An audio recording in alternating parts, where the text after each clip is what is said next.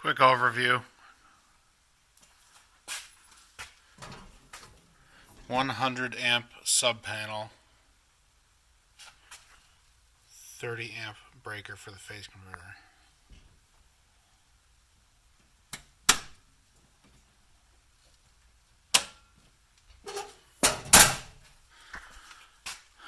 Phase converter. Idler motor is up there.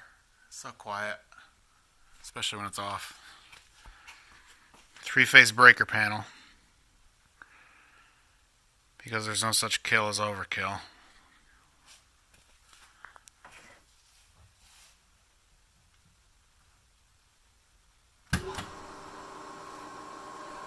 The starting light goes out, which means that the idler motor starts properly. The white light is on to tell you that the phase converter is on. Listen how quiet that is. It's like a fan running. And now, I don't have it wired up yet, but we have 240 volts across each of the three. So black and red, or black and blue, or red and black, or red and blue, or blue and neither of the others. There's just 240 with a multimeter. I'm not going to show you that because it's a pain in the nuts.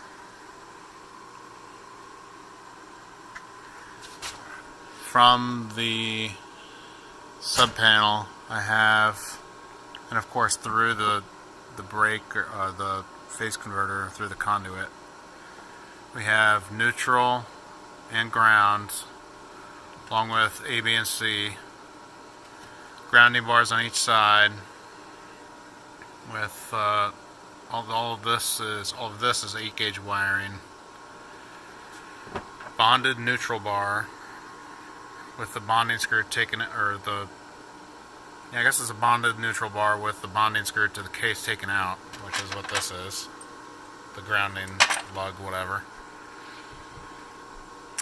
So that I can run neutral up to my machines and have 110 or 220 single phase wherever I want.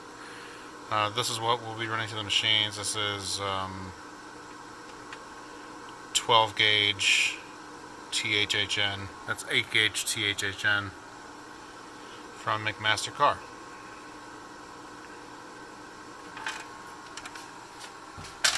Conduit goes up over